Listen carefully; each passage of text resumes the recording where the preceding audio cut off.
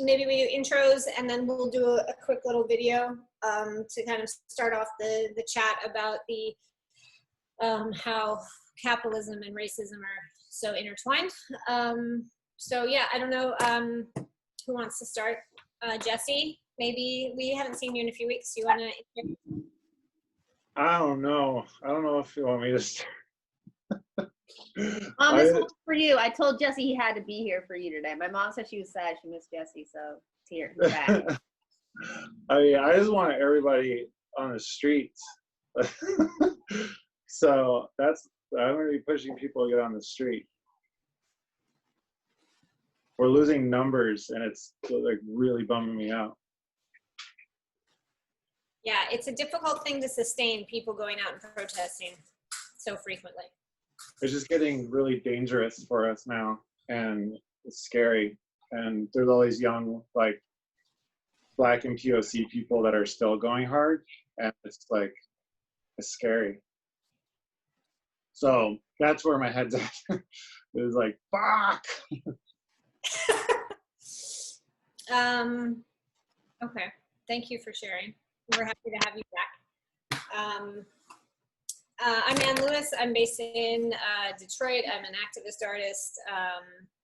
I've not been protesting as much as Jesse has. He's out there like every night. I didn't even know we were on. What's that? I didn't know we were on. I thought we were just talking to each other. Oh no, we're recording it. It's after 8. Okay. Hi everybody. Sorry. This is Jesse. Kate, you want to intro yourself? Hey, I'm Kate DeCiccio. I'm an artist and cultural organizer and educator based in Oakland. I go by she, her pronouns. Oh, also, I have to go get a COVID test at 5:45, so I'm going to dip out at like 5:30. I'm sorry. I'll be here for the whole time next week. Hi everyone, I'm Eden. I use they or she pronouns. I am an activist and organizer based out of Detroit. Really excited to be talking about anti-capitalism here. And also just wanted to mention, as always, I think we try to flag this in all of our posts and stuff when we're promoting, but we're really, really open to like feedback and criticism. And we also invite like any Black, Indigenous person of color who would like to like speak in this format to do so, but we also aren't trying to like the idea behind this in its first iteration was to remove that burden from Black and Indigenous people of color. So I just wanted to mention that at the beginning of the talk for everybody who's on. Thank you for that reminder. So I thought we'd start the talk tonight with a really great video. I'm gonna optimize it for video clip. We have a question in the chat just about the format. Oh, okay. Do you guys want to answer that and I can get this going? Yeah, so basically, at first we really were just trying to, create a space for us to just have straight Q&A about anti-racism amongst folks who've kind of been at it for a little while. It's really important that we're transparent and that none of us are experts on this. This is like a work in progress. And that also this is really about understanding anti-racism and what it looks like as a white person to participate in the lifelong process of anti-racism. This is not a tutorial about racism, as no white person can be an expert on racism. Everything that we know about racism we learned from Black, Indigenous people of color. And yeah, so now basically we pick a topic every week, and then all of us do some research and get resources that we share throughout the conversation, and then we open it up and try to answer as many questions as we can, and just kind of field them for an hour. And yeah, we do this every Tuesday night. Thank you, Kate.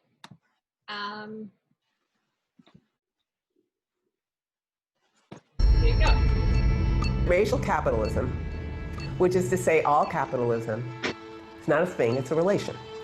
However, if we look back through the history of capitalism as it developed, we see that the understanding that those who own the means of production had of their differences from those whose labor they exploited were understandings that we can recognize today as racial practice.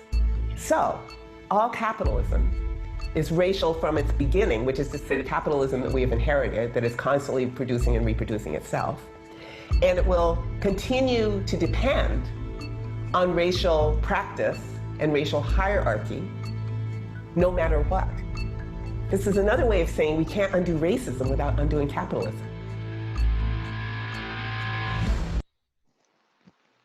So that goes on, and it's a really great video, and I will share it in the link. I have to save my cat from eating poisonous plants, so you guys will have. Yeah. Eden, you want to share the amazing quote? Yeah, so the woman in the video is Ruth Wilson Gilmore. We've talked about her a couple times.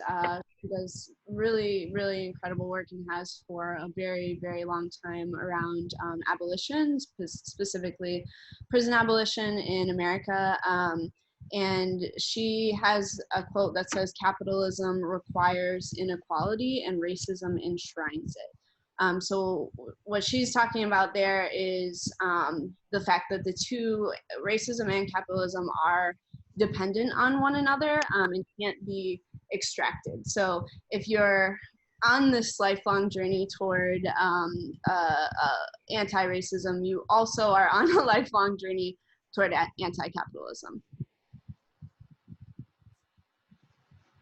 And I think a lot of folks get really scared when people start talking about anti-capitalism because it's the system that we all know and understand. And I think it's very hard, like that's a very big social structural change that will need to take place in order for all of this to sort of dissolve. And I think there's a lot of folks who don't understand, and I include myself in that, like, what does that future look like? And I think really the conversation for me is like, how do we radically reimagine our societies so that we're not using exploitive practices? Capitalism is an exploitive system. And really kind of how do we focus our energies more towards generative systems where we're creating wealth for everybody and giving folks, you know, living wages and, you know, the CEO doesn't make 400 times what the worker makes. Like, how do we create these balances so that there's actually a middle class and there's actually room for people from all backgrounds to prosper, right? And ultimately in the United States, and I think most of the Western cultures have, you know, exploited labor by indentured servants. I mean, feudalism was like kind of a step down from where we are, right? Like, they were allowed to live in a place and work the land in exchange for a place to live and to be, you know, protected from incoming armies. And that was feudalism. And when you look at capitalism and sort of how it's shifted from feudalism, it's really not that different. You know, obviously we had slavery, and our entire country's wealth has been built upon slavery. And then you get, you know, into Jim Crow and sort of this shift where folks are out of slavery but still wage slaves. Ultimately, that's still the case here today. And so we're still not really that far from feudalism if you look at it in the terms of like the worker. The workers have still been oppressed. And there's a really amazing researcher who passed away, I think in 2016. His name was Cedric J. Robinson, and he spoke a lot about how, you know, capitalism is racialized, but also how what's central to capitalism is the individualism, right? And the selfishness that is required for people to prosper in capitalism, right? And it gives folks this, it gives capitalists this idea that like they can, you know, it's okay to be selfish because I'm creating wealth and therefore, you know, expanding in this system. When in fact, you know, it's obviously often built upon the backs of the workers, and it always has been. So I think in order to dismantle racism, we have to also dismantle capitalism, and it has to happen at the same time, because you can't do one without the other. Like, you literally can't get rid of racism and still have an exploitive, monetary and social system like capitalism. So that's all. Capitalism is always going to be exploitive until we shift it and make it generative. So I think there's so much behind this. I have a bunch of links and stuff that I'll drop in the chat, but that seems to be like sort of the background to, where we are today, and how do we dismantle this in a way, like how do we all participate in life in a capitalist system when we want to burn it all down, right? It obviously doesn't help people. And I think that one of the first things that we have to be really clear on is understanding, have real clarity around the values of capitalism and how we've internalized the values of capitalism, and that there's only one value in capitalism, and that is wealth, right? And so in America, we have come to normalize a complete fetishization of wealth and a measurement of success that completely orbits around wealth.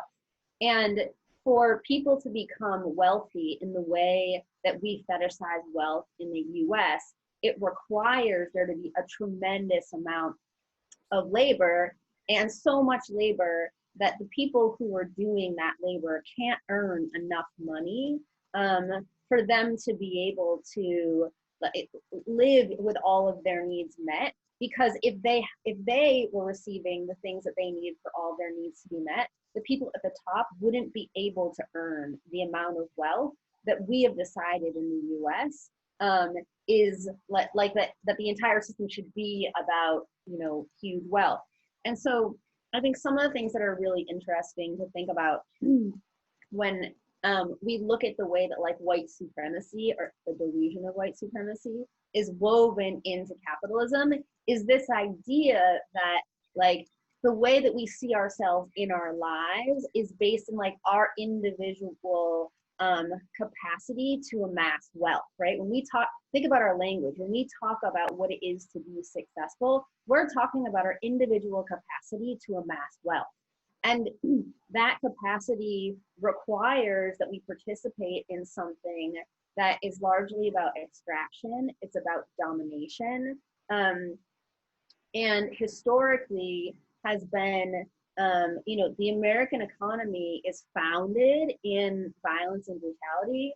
And like Ruth Wilson Gilmore just said, it just reinvents itself over and over and over again. And so another thing that just really resonated with me when I heard it, that I think also helps us to kind of see this in a bigger picture too, because one of the biggest, certainly capitalism exploits people, but capitalism also really exploits the earth. And so as white people, the way that we've engaged in capitalism, largely that set the stage for us to be able to disconnect from our humanity so that we're willing to participate in something that's so hurtful for people, but it's also so hurtful towards the land. So a woman who I've worked with over the last year and a half, her name is Ruby Gibson. And when I first met her, the first time I met her, she said to me, so when you pray, what do you pray to? And of course I kind of got squirmy and uncomfortable. And she was like, see, this is the problem with colonizer Europeans. She was like, one, you're not on your own land. And two, your spirituality, your Christianity is God's here, there, and everywhere. She was like, indigenous people, when you say who do you pray to? We pray to the land. We know where we're from. I'm from, and so she started giving examples. And when you're with indigenous people, when they introduce themselves, when they say where they're from, they're talking about a concrete, I come from where they paint the trees red. I come from Slippery River, da da da. I come from, and their relationship with that land is that they believe they come from the earth in a way that the earth is their relative. We have engaged in the earth the earth is a resource to be exploited. And we're so far from the land that for sure we all at one time, like had a relationship with land that was like very centered in our spirit. But because we're so disconnected from that, we're also able to exploit the land because we don't feel the land as a relative. The same way that we are able to disconnect ourselves from the people who were hurting by participating in, like the children in India who were sewing pants. It's like a very, very, very far, far away thing. You would never let 6-year-olds on your block sew pants for 18 hours a day, but it's this far away idea. So I think also when we're talking about exploitation and violence and value shift, it's really important that we make these connections between the false notion of individualism that's woven into whiteness, and that like we are not socialized to see ourselves to be like interdependent, or working towards a society that where there's a sense of mutuality, but we completely measure ourselves in individual measures. And that also means that we're alienated from like our larger society of humans, but we've also completely alienated ourselves from the larger natural world because we're just trying to look at how to make money and exploit it. 100%. And to what Anne was talking about earlier, I think it's important to remember to not talk about slavery as a thing in the past because it's still intact in our prison system today. And it's extremely wrapped up in capitalism. And the reason it's going so strong and it's such a big issue here is because it's such an exploitative, almost next to free labor source for a lot of extremely capitalist companies. And one way to go about being anti-capitalist is to look at those types of companies and don't invest in them and don't put your money towards them.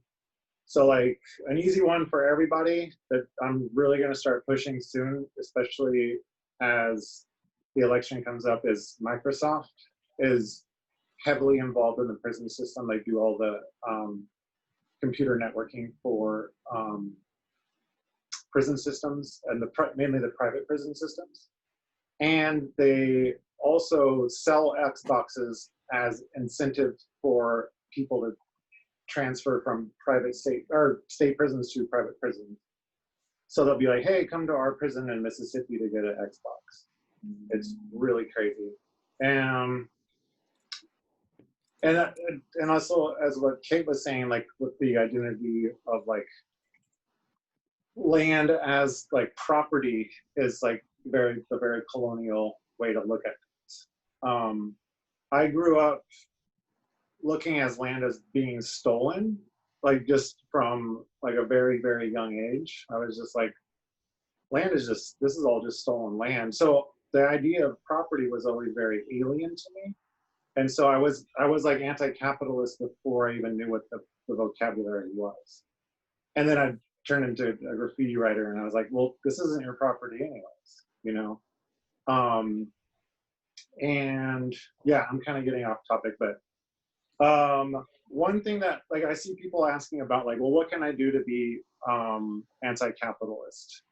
And there are socialist jobs that are available to pursue, but to be anti-capitalist, the first thing you have to do is be willing to make sacrifice, because we cannot be these rich people that we've all been striving to be and be anti-capitalist. Like you have to really cut down your expectations of like what your dream job is or whatever, and make it more something for the public, something that's for the greater good. Like get into social work. My best friend in New York, she went to law school and got a master's in law, and then she was a public defender in Brooklyn. And there's a ton of jobs that you can do that are like socialist or like socialist based, and you're just not going to get paid as much. But you do it for the love of the greater good, and that's what's up. I think there's also, when we think about like who are great mentors when we're thinking about pursuing an anti-capitalist politic, folks who've been in disability justice for a long time have been thinking about this for a really long time, because when we talk about like the values of capitalism, your value in capitalism is only proportional to your capacity to produce labor, right? So when you think about, you know, colonizers coming here and sending slaves over here and pushing slaves over the sides of slave ships, why were they doing that? If you couldn't produce labor, you're only valuable if you produce labor. So readjusting ourselves to a value system where we see humans as valuable, as whole bodies, even if we're never going to work ever in our lives, this is what we need to shift towards. So I'm going to drop in the 10 principles of disability justice that was created by Sins Invalid, which is one of the most incredible groups of disability justice organizers. But these are all organizers who, as disabled people, are thinking about like, what does it look like to live in a world where all bodies are valued, knowing that like, and to like readjust our value system away from that, like a valuable body is one that has the capacity to make individuated money, which is also usually largely off of money that they already have. Mm-hmm. And I think to that point too, there was a question, I just graduated from college. I'm trying to figure out how to provide for myself in a capitalist society while also putting the bulk of my time and energy towards anti-racism without having to make money through that work. How do you all navigate these concerns if you share any of them? Just a heads up, if you guys have other questions, please put them in the Q&A. I posted that in the chat, but a lot of people don't see the chat. So, you know, I was watching something today. Cornel West talks about this a lot. And he brought up something that I haven't thought about in a long time, which is thinking about like, we live in a democracy, right? Where like our vote matters and, you know, we choose our leaders. It's all this democratic process. You know, it's a guise of democracy. It's not a full functioning democracy, but it's trying, maybe. But what's really not democratic is the workplace. Right? You've got a hierarchy and you've got bosses, and if you're a worker, you basically have like 3 or 4 people deciding, you know, what you're going to do, how you're going to do it. You don't have any say in how things are done. You know, you have to work your way up a corporate ladder, et cetera, et cetera. So the idea of like a democratic workplace and like, you know, shared workers or companies that are run by the workers is a much more democratic way of participating in anti-capitalism. It gives you, you know, it gives the folks who are working at that space, you know, combined wealth. It gives them, you know, the opportunity to all have a say in how things are run. And I think that's just something that, you know, as Americans, we don't really ever think about that because that's just been totally not developed in our nation, because it's you make way more money if you're the only boss, right? And so I think participating in those structures, if you can find them or design them yourself, if you are, you know, an entrepreneur or you have a small business, you know, consider sort of gearing towards that and like considering what that looks like. Or if you're in a job, considering how, you know, you can maybe make that space more democratic if you're in a position of leadership, you know, giving folks a voice when they wouldn't otherwise have it because they are a worker or they're not, you know, in upper management, that sort of thing. You have to figure out ways to democratize those spaces. And I think we often forget about that because we think like, this is my job and yeah, it sucks and I don't want to do it, but like, I get paid and I have to participate because this is capitalism and I have to pay rent and I have to do all these things. But there are so many different ways to do this better. And I think we just have to really start spending more time thinking about, you know, something that would be considered radical, which is, you know, worker-owned companies. And I think also sometimes too, when you're like a student or you're like an artist, you don't always think about the ways that you have power and like what's in your proximity of power regarding like large scale changes in capitalism.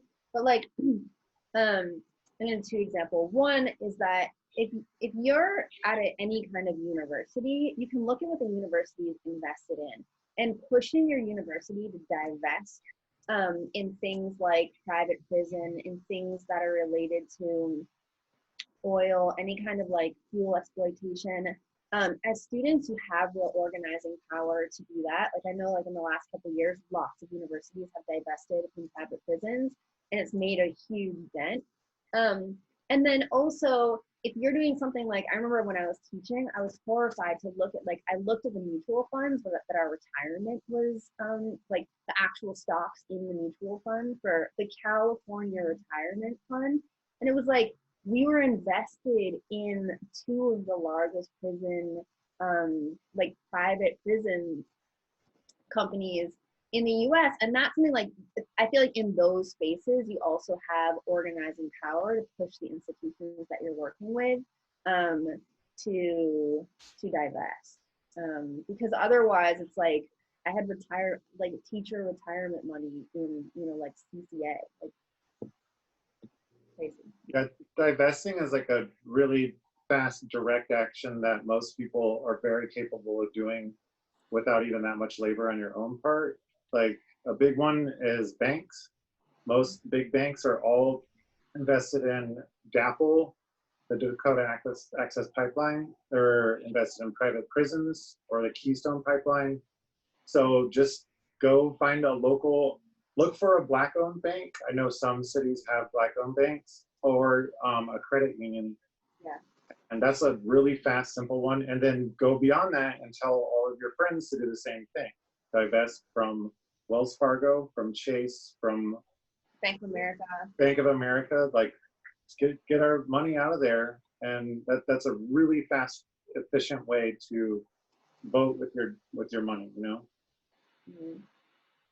I mean, other things are also like, you know, trade things, like, and share about the amazing mural thing that you were talking about.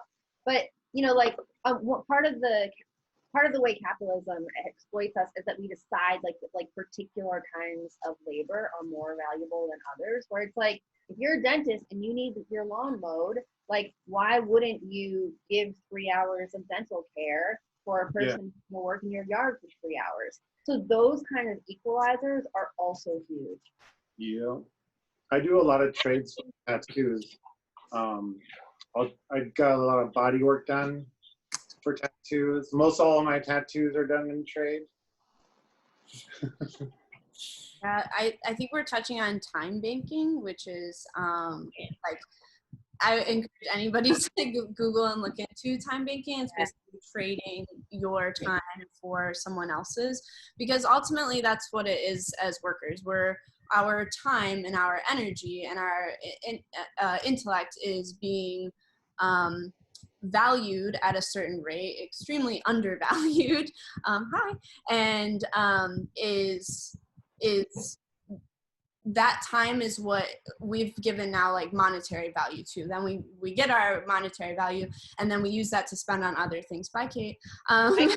And so we can kind of cut out that middleman. I also wanted to encourage looking into like local, I mean, Facebook's also problematic, right? But there are local like Facebook groups where you can do trades. If you don't need anything anymore, you can look into like trading something like, or swapping something for like a good for something else that somebody is needing. That way we're not, and it has the added benefit of, you know, reducing our impact on the environment, because we think, okay, I need a lawnmower, I'm gonna go out to the store and buy a new lawnmower, right? But every lawnmower we probably ever need has already been created. So we need to stop like buying new things and look at ways that we can remove that very all the value that's associated with the dollar, because that's not actually where value comes from. Value comes from our time and our energy and our intellectual property. Yeah, and to that point, I think, you know, building, again, I think this all kind of comes back to, you know, capitalism is a competitive structure. And when you re-envision it to be a cooperative structure where you're, you know, you don't need to go out and buy another lawnmower because you could share one with, like, pick a neighbor, right? Like, there's ways in which that we can cooperatively work together so that we're not participating in a capitalist system. I think, like, for example, when we started this anti-capitalism conversation, I was like, I don't want to give Zoom money. Like, this is stupid. Like, I want to do a webinar and I don't want to pay for it because the webinar costs on Zoom are like hundreds of dollars a month. And I was like, then we have to charge people and that sucks. So I just reached out and Eden responded and was like, yeah, I can host this, you know? And so there's ways in which, like, we can use our community and support our community by offering the things that we have that other people don't, that then does not require other people to participate in capitalism and lose their own capital to do something that you could very easily facilitate and hopefully enjoy. And, you know, I think it's just like we have so many different, we just need to be creative. And I think our society pre-COVID was so busy, and I think that was on purpose. It was really, people just weren't able to, like, stop and think and, like, maneuver through things or recontextualize stuff because we were all just, like, on the hamster wheel trying to make as much money as possible because that's, like, what we're trained to do as Americans. And I think a lot of folks finally have slowed down because we're being forced to. And that's giving us really an amazing opportunity to recontextualize and reconsider how we participate in the system that doesn't serve 99% of us, right? Mm-hmm. Like, all of us are not being served by the system. It's very obviously serving a very small percentage of the population, and they know it. And if you look back in history, when wealth disparity becomes this significant, things like World War II happen. And, you know, you start seeing, like, when the wealth disparity gets so big, you lose the middle class, you lose the sustaining structure of your economy, and shit hits the fan. So, you know, shit's hitting the fan, which is great. And I think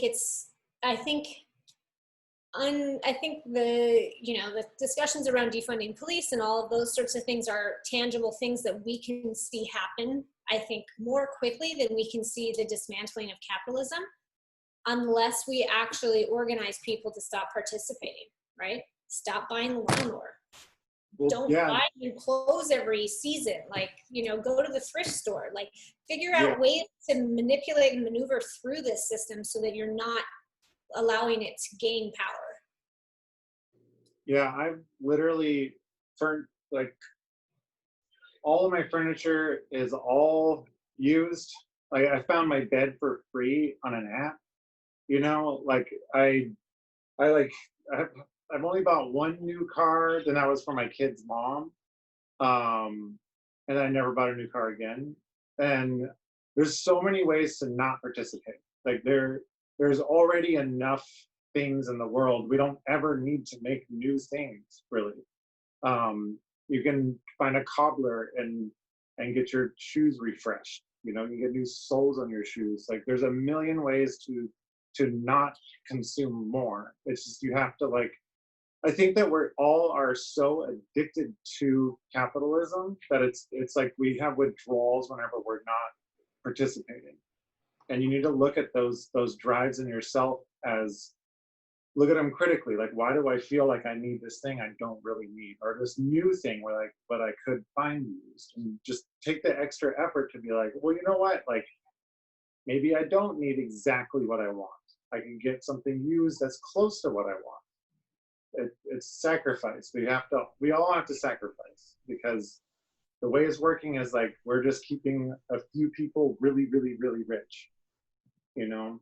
And also, I think, like, I think people really need to look at what they're doing and who they're working for, and make some hard decisions about who you're working for. Like, I never got caught in the, like, oh, I'm gonna work my way up the ladder. Like, I've done a lot of bullshit jobs, like deli, and, like, worked at Little Caesars, and, like, I never wanted to climb the ladder. I was always like, why would I do that? Like, why would I get paid $1 more and work twice as hard? You know, it never caught me. I just saw through the veil. Like, no, that's not enough money to do twice as much work. You know, that's exploitative. Look at yourself as being exploited, and it's a very liberating thing to be like, you know what, I'm not going to be exploited anymore. Like when I first started saying no to jobs where I was like, no, that's not worth my time, those were very liberating times for me. I'm just like, you know what, I demand more to be paid what I'm worth. And liberate yourself. Fuck the 1%.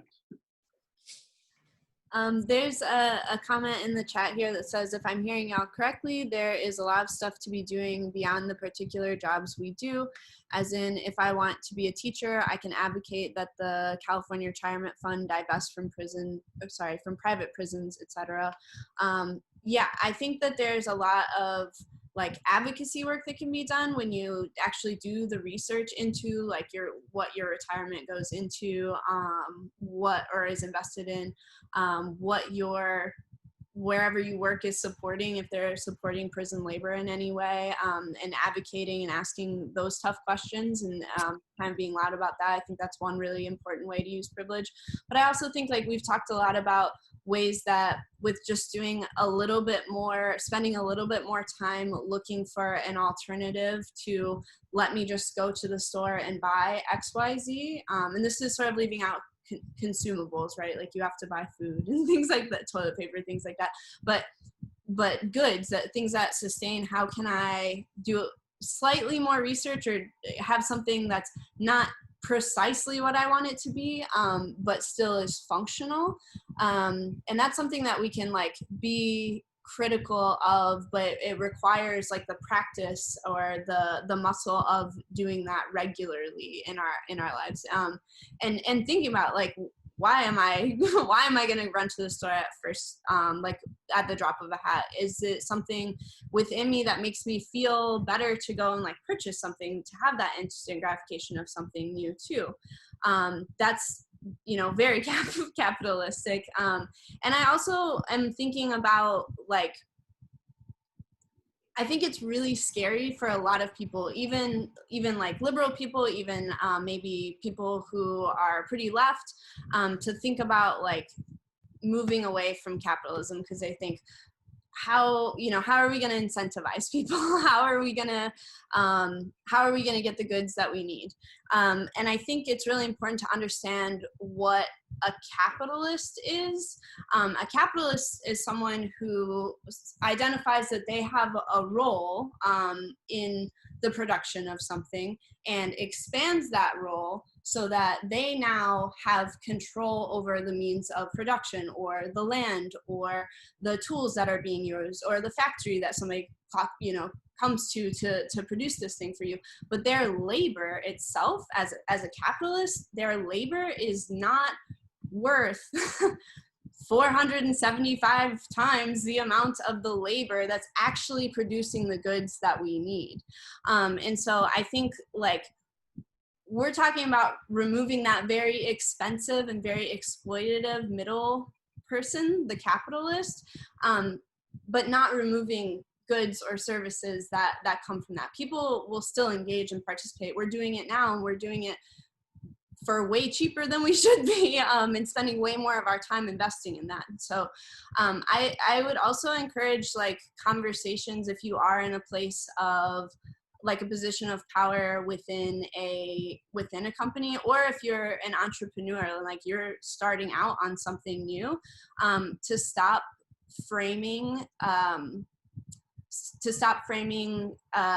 end goal in terms of profit, and start looking at it in terms of what do we need to make sure we're stable and provided for, and also the people that we're engaging with are provided for with whatever good or service it is.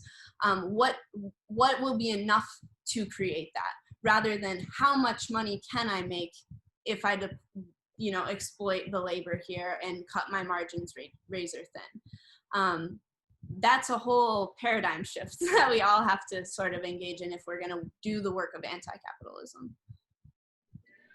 There's a great TED talk that I'll link to in the chat by a guy named Nick Hanauer. He's like a billionaire. He's one of the 1%. I think he's in like the top like 0.2%.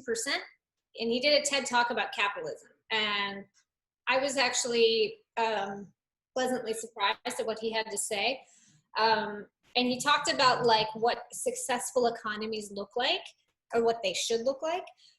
And he said, like, you know, the difference between our free market and a healthy market is tended to, like a garden versus like a jungle being wild and totally like let loose, right? And he also discussed that the purpose of corporations should not just be, to Eden's point, about, you know, how much money the stakeholders make, because originally, you know, the companies were about making a product, and now it's all about like, their product doesn't matter, it's about how much money, you know, the stocks make, or, you know, the shareholders make.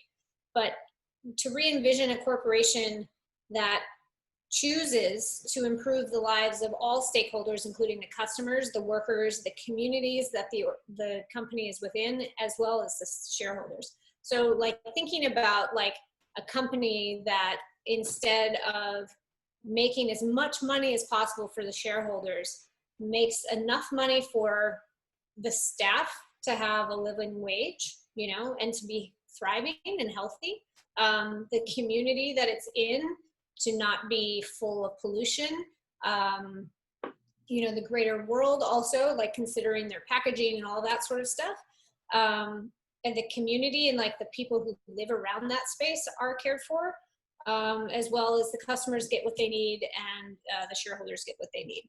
And so, you know, I think capitalism has really been focused only on one element of a very actually large group of people. Most of those people have been ignored, right? And they've just been focused on the shareholders. And, you know, we talk about this, and obviously you consider like that would dramatically shrink the economy. You know, like stocks would go down and all of these things would happen, but like realistically speaking, like people would actually be getting what they need. So when you look right now, our stock market is like sky high, right? It's somehow like managed to just climb over COVID and keep going. But the wealth inequality and like the actual life of most Americans right now is pretty fucking scary, right? Like millions of people have lost health insurance because they've lost their jobs. Like people are not working, people don't have the income that they need, but our stock market's doing great. So we have to recognize that those two things are linked. And if the stock market goes down because people have a living wage, the people with a living wage are actually going to continue to consume, which means like people are all going to continue to make money. But if you completely screw the working class and don't give them the access to the financial needs that they have, you're going to see these like the greater and greater wealth disparity that's obviously like wreaking havoc on our entire nation. And to get back to like the anti-racism stuff, like that disproportionately affects Black and brown communities, right? Like indigenous communities, everybody but the wealthy white, you know, capitalist class. And so we really have to think about that also in terms of climate justice and racial justice, that like this isn't just something that sounds nice. This is something we'll never actually get to a point where we're anti-racist as a nation until the system that has been oppressing people since the beginning of this nation has shifted. So like we have this extraordinary like, you know, growth and wealth in this nation, but it's literally because we've enslaved a huge portion of the population, and that continues today, right? Like when you go to work at Walmart, they give you just enough hours that you can't get full-time benefits, and they also have you sit through a screening of how to collect food stamps, right? So like they know that they're not paying you enough to survive. Yeah.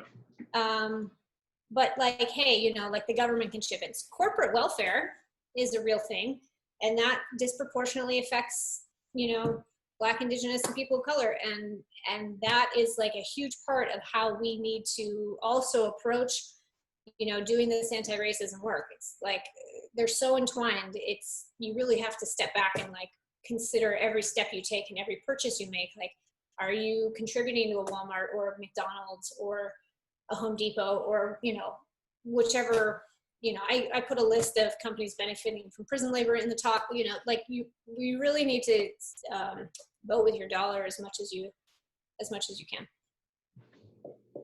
No more Microsoft. Kill it.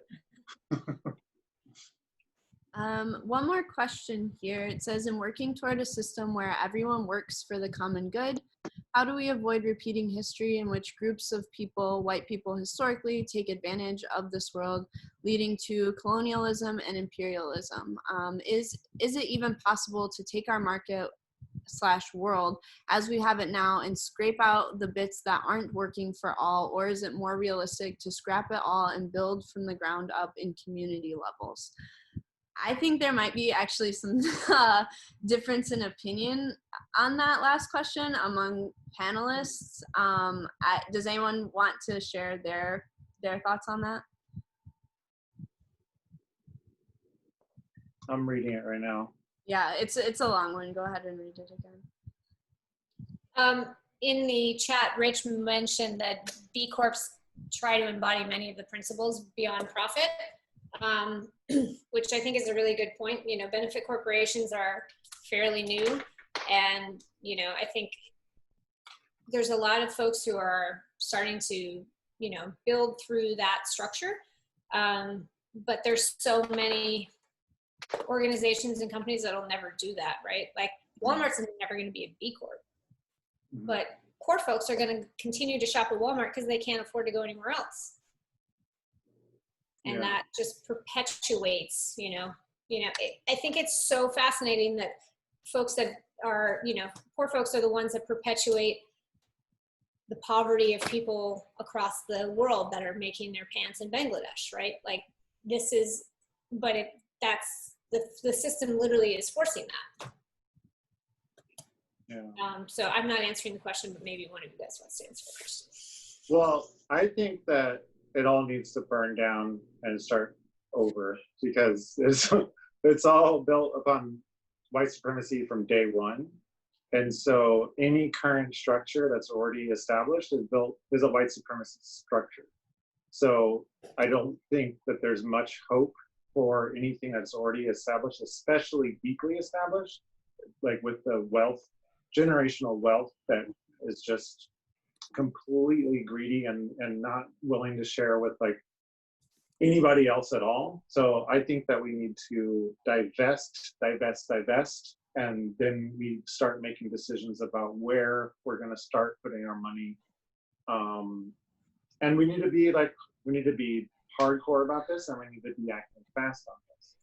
And we also need to be on the streets protesting right now. So that I want everybody on the street this week and this weekend. Go to one event this weekend. You have to.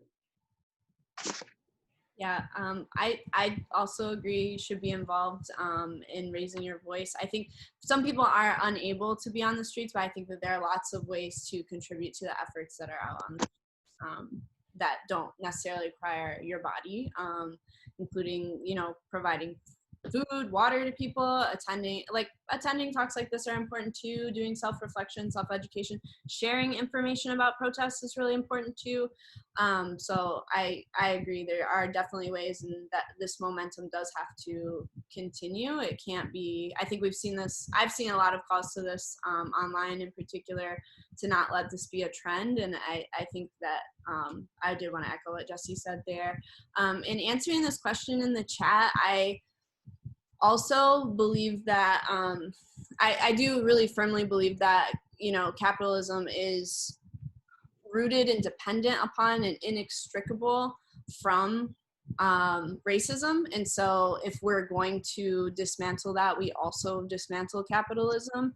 And I think that happens in a really localized way. I think that there needs to be investment in community. I used to in the like capitalism or capitalist mindset, I used to think, okay, if I could just make, I don't know, $60,000, $70,000, whatever it is, I'll be good to go. I'll be secure. And then I'll like, you know, distribute funds beyond that, right? Now I think more in terms of how do I become less dependent on the dollar in general? Are there ways for me to invest in community through things like time banking, through, you know, having a home, having a place where I don't pay rent money to someone who exploits my labor and time so that I can have shelter over my head.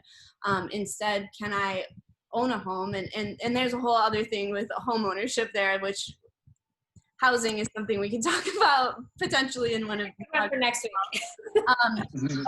But a place that I can have all of my basic needs met and also feel secure without being dependent on a capitalist or a capitalist society. Because the way I look at it right now, my income comes into my bank account and is there only for as long as I have it before I give it to my landlord, my electric company, my internet company, my phone company. These are all going to nameless, faceless people who have a lot more money than I do and a lot more money than anybody in my community does. And I feel like we should be really critical of like how we are investing that time, because that is our time and our time is finite. So to like answer this question, I'm looking at models really outside of the capitalist model that still provide resources, goods, and services that people need without being dependent on monetary exchange. Yeah, and I think to this point, how do we avoid repeating history in which groups of people take advantage of this world, leading to colonialism and imperialism? I think the whole idea is you build a structure built on cooperation and not competition. You know, like colonialism and imperialism is structured on competition. It's structured on wealth development, right? And so if you think about like how unsustainable exploitive tactics like that are for the long run, like we might not actually have a choice, because we're going to destroy the environment so significantly that we're going to have to cooperate, right? The article I posted in there from Teen Vogue, which if you guys aren't hip to Teen Vogue, they write some great articles about what's happening in the world right now. It's not like your cosmopolitan, you know, magazine from back in the day. They really broke down like millennials don't believe in capitalism. 60% of millennials don't think we're going to have anything like that. Capitalism won't exist by the time they're 60, which is why none of them are putting any money into savings accounts, because they don't trust that the system will continue. They think it will end up more socialized, or their other idea to this article's point was like Mad Max, you know, everyone fend for themselves in like a post-apocalyptic world because we're going to destroy the environment. So we're on track to like have Mad Max. Jesse, you're on my Mad Max team for sure, please. We're on track to like do irreparable harm to the planet, obviously through climate change and all the things that are happening. So, you know, we might end up at a point where competition no longer serves us, because we all have to figure out how we're going to eat and figure out how to get clean water, because, you know, pick a problem. It's 2020. We've obviously seen what havoc Mother Nature can wreak upon all of us, you know? So I think we really need to start deeply considering what cooperative social structures look like, because I don't necessarily think it's gonna be that long. I have a wild idea that we should try for maybe like 1,000 years. It's called a matriarchy. Like, why don't we give that a shot? Because these men have been fucking us for so long. Why don't we just be like, hey, we've been doing this wrong. I think men just make better drone worker bees, and women are just better at being in charge. So let's try that. Let's just say 1,000 years, and then we'll see how it is after that. I mean, if you look at the countries that have responded to COVID versus and have actually been successful, and the ones that haven't, it's entirely divided. I mean, a lot of the countries that have successfully nipped COVID are also islands, which makes it really easy. But most of them are run by women. Yeah. I'm not going to advocate for, a different hierarchy. But to Jesse's point, I think that there is a patriarchal and, highly racialized hierarchy as it exists right now. And so I'm looking at models that remove hierarchical structures in general, and listen to and we've seen kind of a call to this as well from centering the voices, and this is something that we do when we are sharing resources, is centering the voices of those most marginalized, right? We're following, there's been a lot of calls to follow the leadership of women of color, particularly Black women, and I think that there is something to that, right? As someone, or as groups of people who have consistently been exploited, look at how is it that I can be liberated, because if I'm liberated, everyone else is also liberated. And so I think that I am really, really interested in building systems that are non-hierarchical in general, and rotate responsibilities, and decentralize the people who have the decision-making power, right? That's something I see as a former teacher all the time, is we have this very patriarchal and white supremacist curriculum in schools, because there's certain people are making the decisions about what is being taught, and that perpetuates how we believe we should operate in this world. And so I think that there has to be a decentralized model through this. I know we're at 8:58. There's one more question. Do we want to address this one about what to do in rural areas? Yes, I would also say, please post in the chat what you want us to talk about next week. I think housing is something that we should check in on definitely at some point, but if you guys have other ideas and you're interested in learning about something else, let us know. But please post in the chat what you guys want us to talk about. But yeah, let's address this last final question. Yeah, the last one says, I agree that moving purchases away from large corporations is the dream scenario, and it's much easier in a city than out in the countryside. What advice do you have for folks who live in very rural areas where the only main grocery store is Walmart? That's rough. If you're in rural areas, what are the farming situations like? Yeah. Are there farmers markets? There's other companies that aren't Amazon that do food delivery via mail. I would also highly suggest investing in a hydroponic system and growing your own food. We just bought one, and it's the best thing in the whole wide world. There's some upfront costs, but I think, and you can do it yourself. There's a lot of DIY stuff. You can, do it with PVC pipe and that sort of stuff. But if you want the freshest, best food in the world, grow it yourself. Yeah. When I was in Tuba City painting a mural, I was out on the res a lot, and I grew up with a bunch of friends on the res, and access to healthy food is just non-existent.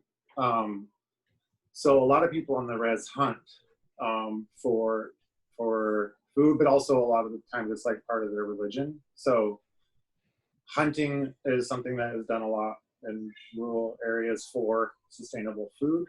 I know that irks people of different dietary things, but that's just survival, and sometimes it's part of religious practice. And but like in situations like on reservations, like they don't have funding for hydroponics, you know. So I think that that's where it gets really tricky as far, because I was trying to go buy food myself, and it was like Burger King, McDonald's, and literally the dollar store for groceries. Yeah. It was like Intamin's donuts and like the worst homogenized milk on the planet, you know. So I think that needs to be really looked at on a really large scale. Is like, how do we get people access to healthy food, especially on reservations? You know, there needs to be funding from our government to address those kind of situations. And I don't know a good answer. Like I was raised kind of rural in Colorado, but I just got out. I couldn't stand it. I'm a city boy. I mean, I think going back to the communal conversation again, like maybe it's not a hydroponic system, maybe it's a communal farm, but I feel like there's ways in which like farming's something that I think a lot of people can do, especially if like it's a collective group, right? And if you can kind of come together and put a few dollars together and just like build it over time, that can really like help the community have access to fresh fruits and vegetables, and, you know, canning and all the sorts of things like that, that you can sustain yourself through winter months if you can't, you know, do like a greenhouse or anything like that. Are, you know, those are ways in which I think a lot of people are going to have to are very curious about stepping away from supporting Whole Foods and supporting Trader Joe's and like all these companies, right?